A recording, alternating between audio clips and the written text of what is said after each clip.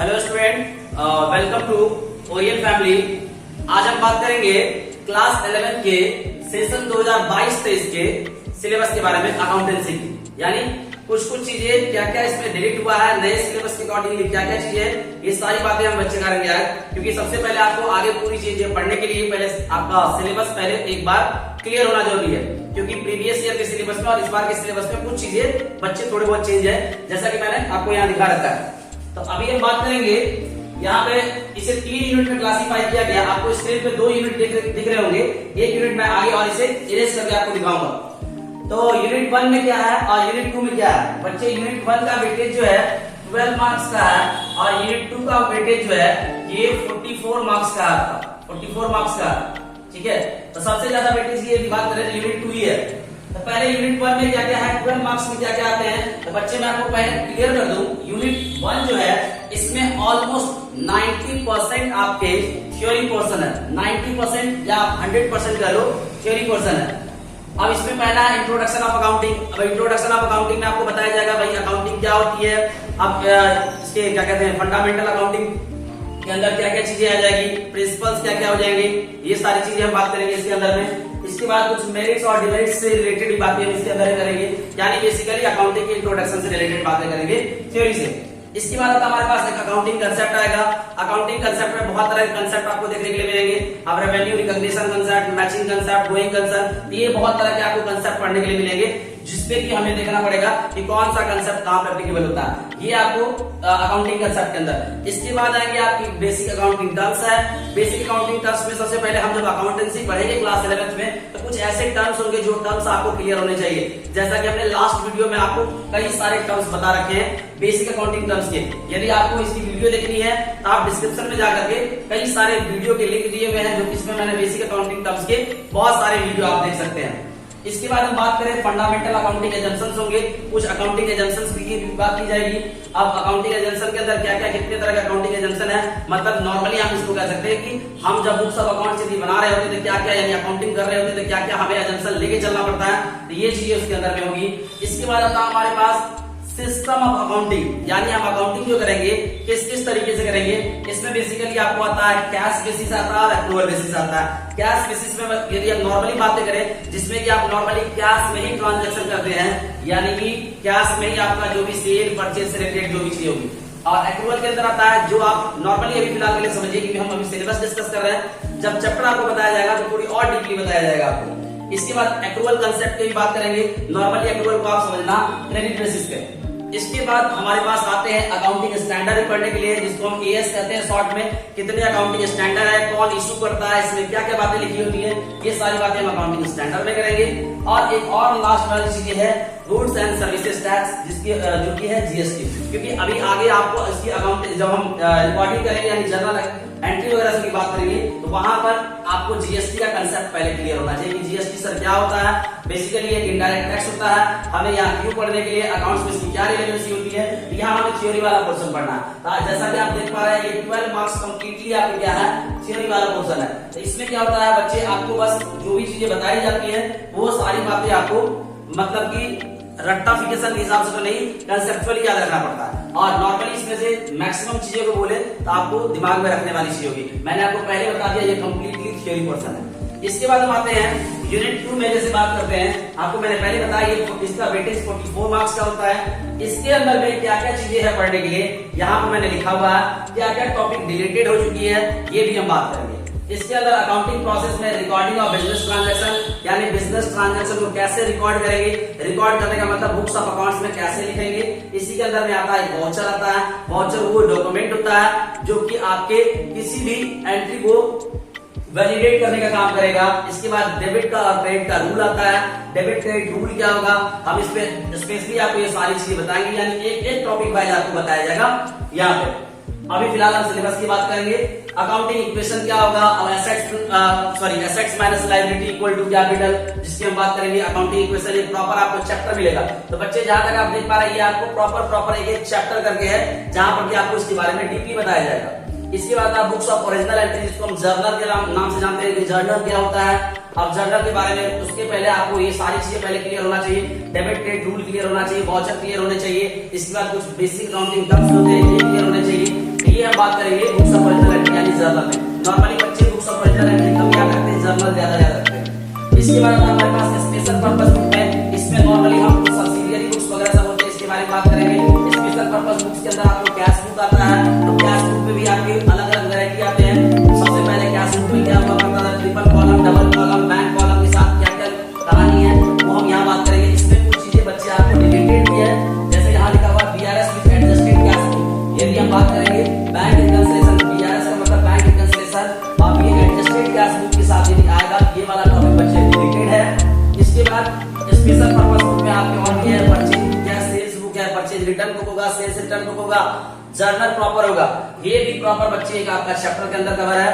ये जितने भी पॉइंट लिखे हुए सबके सब अलग अलग इंडिविजुअल चैप्टर है। फिर लेजर है, वैसे जर्नल के बाद का कंसेप्ट आता है लेजर का, इस बीच में आपके आते हैं टॉपिक कुछ सब्सिडियरी बुक्स के। तो आपको अभी मैं ये बताऊंगा कि आपको किस सीक्वेंस से मैं आगे क्लासेस आपको करवाऊंगा। लेजर के बाद आते हैं बच्चे आपके पास bank reconciliation statement. Bank reconciliation statement के बाद ये भी आपका एक सेपरेट चैप्टर है। और इसके बाद आते हैं डेप्रिसिएशन, प्रोविजन, रिजर्व। डेप्रिसिएशन के बारे में आपको बेसिक अकाउंटिंग टर्म्स में भी थोड़ी बहुत बातें क्लियर बताया गया था कि डेप्रिसिएशन क्या है, फिर प्रोविजन और रिजर्व कब बनाते हैं और प्रोविजन और रिजर्व होता क्या है, ये सारी बातें भी हम इसके अंदर में करेंगे। इसके बाद बच्चे एक और आता है आपका rectification, sorry trial balance and rectification of error. Trial balance क्या होगा, जो कि आपके लेजर के बाद बनाए जाएंगे, और इसी के बाद आता है इसमें रेक्टिफिकेशन ऑफ एरर का भी कंसेप्ट। तो ट्रायल बैलेंस और रेक्टिफिकेशन, ये आपका ट्रायल बैलेंस एक इंडिविजुअल चैप्टर होगा और रेक्टिफिकेशन ऑफ एरर एक अलग चैप्टर दिया हुआ होगा। तो ये ऑलमोस्ट आपकी मैंने चीजें कवर की हुई है इन समरी में। बाकी इसके डीपली और भी चीजें लिखी हुई है, लेकिन हम फिलहाल सिलेबस डिस्कस कर रहे हैं, तो यहाँ पर आपको इतनी सारी इन्फॉर्मेशन मैंने कोशिश करी है कि आपको ये बातें क्लियर हो जाए। यहाँ जितने पॉइंट लिखे हुए इंडिविजुअल आपको चैप्टर है। डिलीटेड टॉपिक में बच्चे बात करें तो एक आपका बिल्स ऑफ एक्सचेंज, जो कि टॉपिक कंप्लीटली डिलीट हो चुका है। एक है financial statement of incomplete record, जिसको आप सिंगल एंट्री के नाम से भी जानेंगे, ये भी डिलीट हो चुका है कंप्लीटली। और एक BRS with adjusted cash book, ये भी डिलीट हो चुका है। इसके बाद कुछ और भी चैप्टर्स हैं जो कि हम नॉर्मली इसमें बात नहीं करते थे, वो कंप्यूटर से रिलेटेड चैप्टर होता था, जो कि आपका चैप्टर था कंप्यूटर इन अकाउंटिंग, और एक टैली करके चैप्टर था। तो ये कंप्यूटर वाला जो चैप्टर था, पहले आते थे थ्योरी के नंबर 4-5 नंबर के क्वेश्चन आते थे मैक्सिमम, या कभी 3-4 नंबर के क्वेश्चन आते थे, बट वो भी चैप्टर आपका क्या है, कंप्लीटली हट चुका है। तो अभी हम फिलहाल के लिए ये जो डिलीटेड टॉपिक है, इसमें आपको याद क्या क्या रखना है, एक बिल्स ऑफ एक्सचेंज, एक इनकम्प्लीट रिकॉर्ड यानी सिंगल एंट्री, और ये BRS with adjusted cash book, ये चीजें आपकी डिलीट हो चुकी है। इसके बाद बच्चे अभी मैंने बताया था आपको ये 2 यूनिट और एक तीसरा यूनिट आपका रह गया हुआ है। तीसरा यूनिट, अब ये 2 यूनिट मिला के आपके कितने मार्क्स के वेटेज हो गए, ये हो गए आपके 4 to 6, और यहाँ पे आ गए आपके 56 मार्क्स के लिए हो गए नंबर।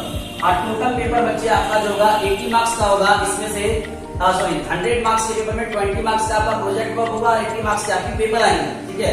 आप 80 में से 56 मार्क्स देख लीजिए, आपको ये 2 यूनिट कवर करते हैं। आप 80 में से यदि हम 56 माइनस कर लेंगे तो कितना हो गया भाई, 80 में से 56 चला गया, ये आ गया आपका 24 लगभग बचे। हाँ, तो 24 मार्क्स आपको पढ़ने हैं, जिसमें यूनिट 3 में आपको 24 मार्क्स के पेपर पढ़ने हैं। तो अब यदि वेटेज की बात करें तो आप देख लें सेकंड और थर्ड का वेटेज कितना कितना।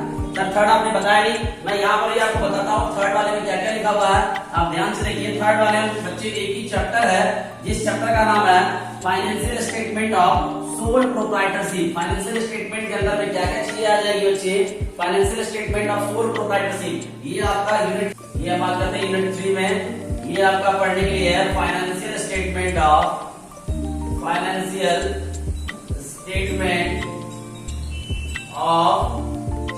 Sole proprietorship.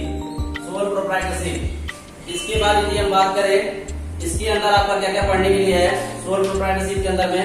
अब नॉर्मली इसके अंदर में आपको याद रखना है क्या क्या पढ़ना है आपको, trading and profit and loss account, ठीक है, और आपकी बैलेंस शीट, और इसी के अंदर कुछ एडजस्टमेंट भी आपको पढ़ने रहते हैं, एडजस्टमेंट भी पढ़ने के लिए रहते हैं।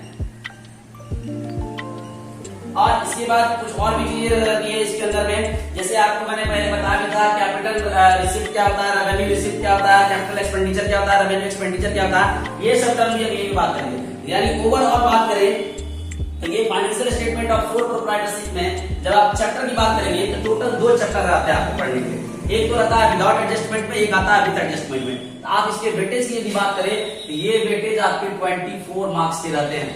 अब आप देख लें कि यदि आप बात करें तो 44 और 24 ये दोनों मिलकर के ही आपके मेजर पेपर को कवर करते हैं, यानी मैक्सिमम नंबर यही से आने वाले हैं। अब बच्चे ये जो क्या कहते हैं यूनिट 2 और यूनिट 3 की यदि बात करें तो ये कंप्लीट थ्योरी पेपर है, तो सॉरी कंप्लीट न्यूमेरिकल पेपर है, यानी प्रैक्टिकल क्वेश्चन यही से आपके बनेंगे ज्यादातर।